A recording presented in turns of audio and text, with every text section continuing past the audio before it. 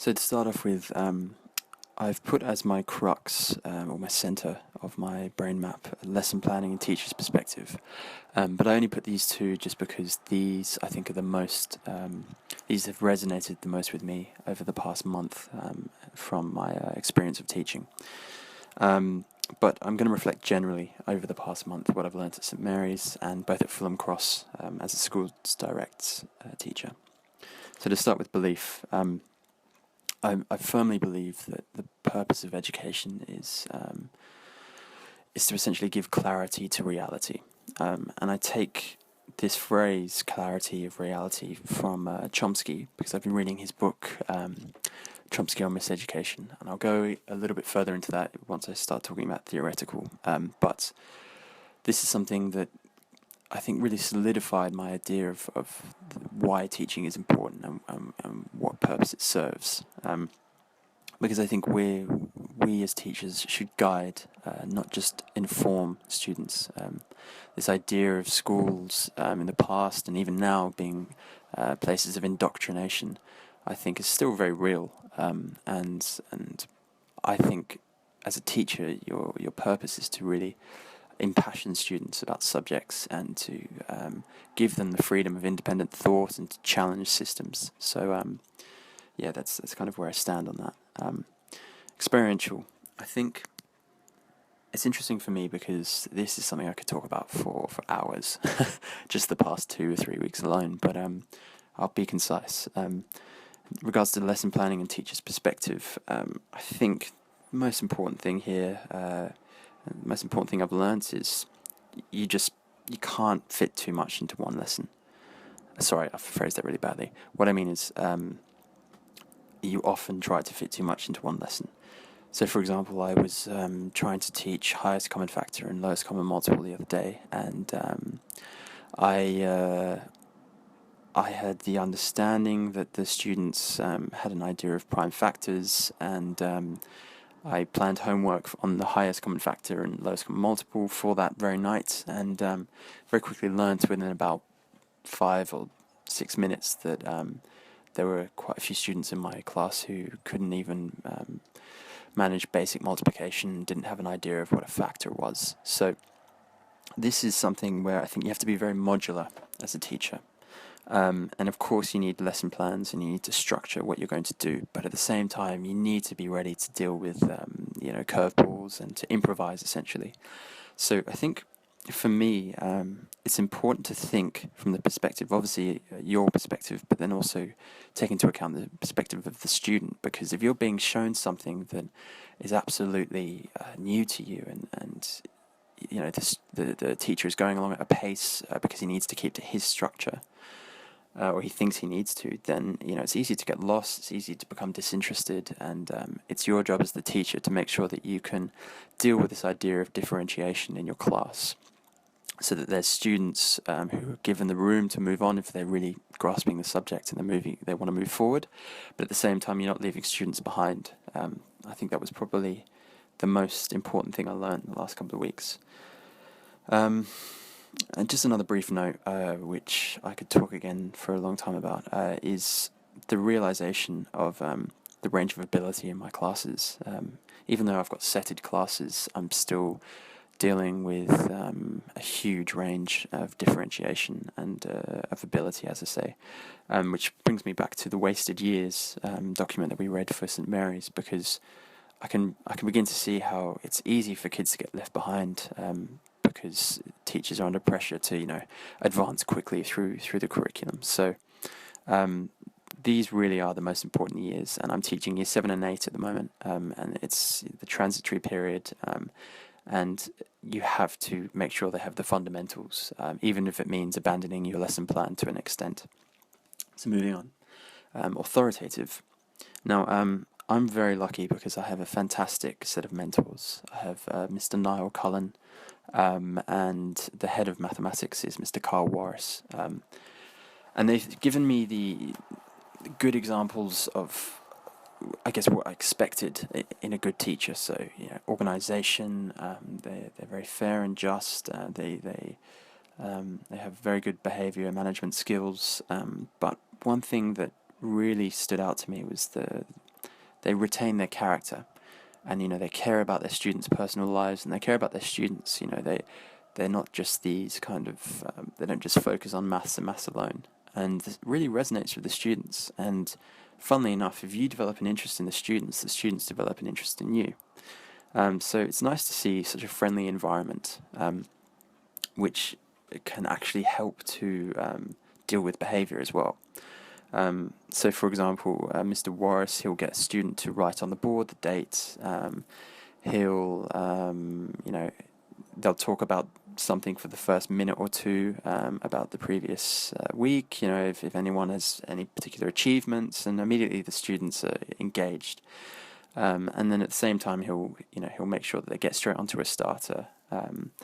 And it's nice because I've seen a couple of other classes the past few weeks which are incredibly strict, punishments for even just discussion on the topic because the teacher has said, I want absolute silence throughout the whole lesson.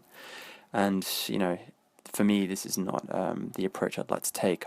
I want to encourage this idea of friendly and topic-based discussion and an environment where the kids want to learn. It's not that they just need to learn. I should also mention adaptability. That's something that covers quite a few areas of this reflection, but I think it's so important to be adaptable as a teacher, because within the school environment as well, my mentor, Mr. Cullen, he's a head of year, he has a form group, he is a maths teacher, of course, he takes many extracurricular activities, and just being able to adapt yourself to this environment, I think, is really important. So theoretically speaking, I've been reading quite a lot on the nature of education as well as teaching strategies. So one thing that really resonated for me in reading a book it's entitled School, A Place for Children. The author talks about Piaget, or he references Piaget, who's been mentioned at St. Mary's a few times, and the 3 stages of child thinking and development.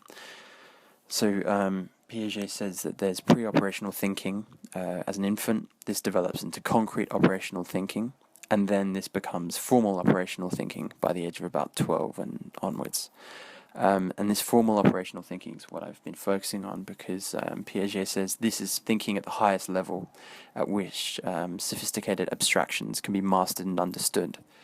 Now, I think it's really important because this is exactly the age group I'm looking at, and this, I think, applies directly to maths. This idea of abstract concepts and things that don't necessarily seem applicable in the real world. Well, I think in Piaget talking about the fact that kids should be able to grasp these concepts, backed up with my experience over the past few weeks, I think it's really important to make this connection between real world applications of mathematics and how they exist in an abstract form. So, for example, I had a student the other day who was telling me how she didn't need to learn mathematics because she wanted to become a hairdresser. And so she had this idea that maths wasn't really related to anything that she was going to use in real life. So rather than argue with this or tell her that, oh no, that's wrong, or what are you talking about, I tried to adapt some of the mathematics to, for example, ratio and proportion. And I gave these problem-solving ideas of, okay, I need to make this color dye. I need to dye someone's hair, and I have 300 milliliters of red dye, and I have 800 milliliters of blue dye.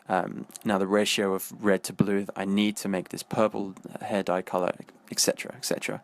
And immediately she began to take interest. It's really funny because you think that something might be a bit kind of corny or a bit of a lost cause, but to see that resonate and to see that she actually had completely, as Piaget said, the ability to grasp, these sophisticated abstractions.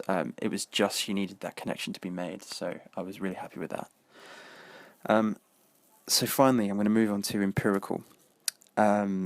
Now, I think it's hard for me to discern between theoretical and empirical, but I think what really stood out for me with empirical was that it was evidence, evidence that I considered more concrete. And what I mean by this was we have Progress 8 reports at our school, and this means I can see, for my Year 8 class, for example, exactly how the students progressed last year. So I can see a student who may be struggling and at a C. Well, actually, she made 2 or 3 levels of progress the year before. She was an E student formerly. Okay, so I can challenge her. That's not too bad. Or I can see a student who really should be getting an A is only getting a B. Who I may have had the misconception that she's doing the best that she can. It's this evidence that's there and available, and these statistics are incredibly useful. So to have that at hand, I think, is incredibly necessary. And also just specific targets that have been set. It's nice to know that there's this database that you can refer to, because if I have a certain strategy I want to apply to a class, I can speak to previous teachers, that my class or my students had the year before, and I can ask them if I think this is going to, be effective, if this student is going to connect with this strategy that I have, and it's very, I think this is where I kind of try to tread the line between theoretical and empirical, because a lot of my empirical understanding has obviously come through my research and the texts that I've read. But at the same time, to have this research, I guess I would call it, that into specific students and their progress, and if they have special educational needs, of course, it's really useful to have this at hand. So again, this is something I feel I could reflect on for hours, but of course there is a time limit, and it's been an incredibly informative past few weeks, past month. But yeah, to I guess summarize, I feel that it's really been useful to have the experience in school and at St Mary's, where to join this idea of theory and practice, and to essentially decide on what I think is applicable, and to reflect on the fact that where I might have thought a strategy would be really useful, and I developed at university and tested with my peers, actually doesn't work the same when you're dealing with kids who obviously have a very different psychology and are at a very different level. So there's a lot to work on for me, and I think that I have a lot to do, especially in terms of lesson planning, because this is an area where I really need to work on.